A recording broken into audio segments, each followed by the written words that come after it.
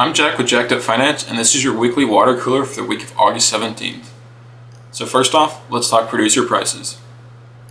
So essentially what we're seeing here is a pretty high result for the producer price index this month.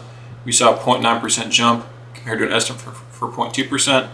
So essentially what it means is we're seeing some higher prices kind of coming to the producer side of it. What's also interesting right now that's kind of highlighted, I think, best in this kind of section right here.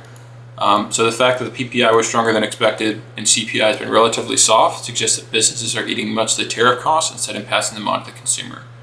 Businesses may soon start to reverse course and start passing these costs to consumers. So I think right now, likely what these producers are seeing is a lot of impact from the tariffs. So they're seeing kind of some inflationary constraints on their side. So that's why the producer price index has increased. But now what we're seeing is the CPI has been relatively soft so far. So we're kind of seeing a disconnect between the CPI and the PPI. So as far as the questions here, do you think this kind of strong or high inflationary PPI index result this month was kind of a one-off, or do you think that's something that's going to continue to happen going forward?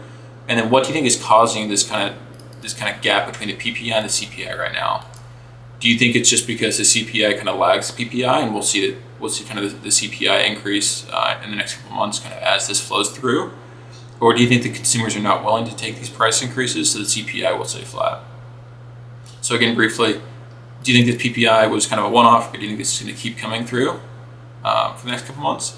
And then secondly, what's the gap between the PPI and the CPI? You think this is just a lagging effect, or do you think the producers know that they can't push these price increases onto the consumer?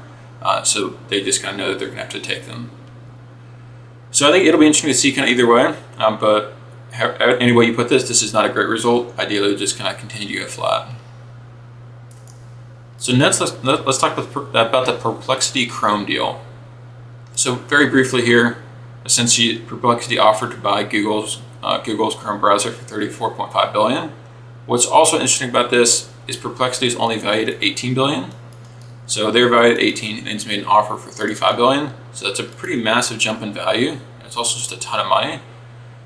So Google Chrome's obviously an incredible browser. I'm using it here. I think it's kind of the biggest player in the browser industry right now. So it would be very good for Perplexity to acquire them, but it seems like a huge gap. So my question here is, do you think this is a serious solicitation, or do you think this is a serious bid by Perplexity?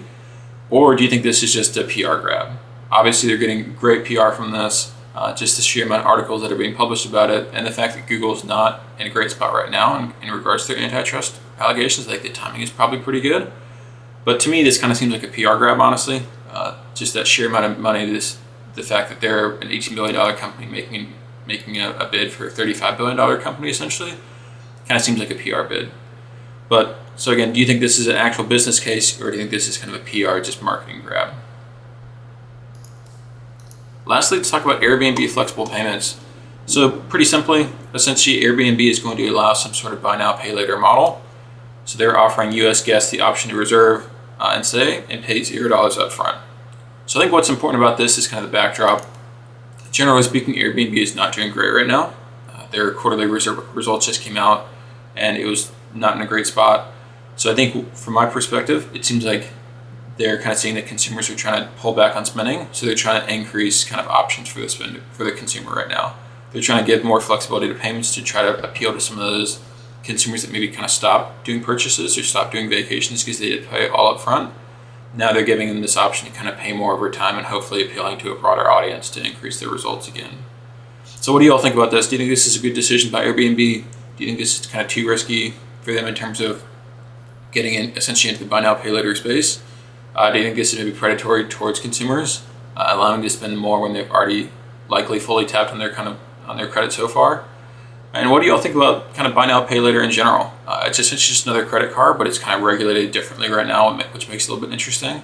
But either way, Airbnb is doing it, I think, trying to expand kind of their business into other consumers. So briefly, let's go through it again. Producer prices, we had a pretty strong result here. Do you think this gap between the PPI and CPI is just kind of a lagging effect, or do you think consumers will not be willing to take these price increases?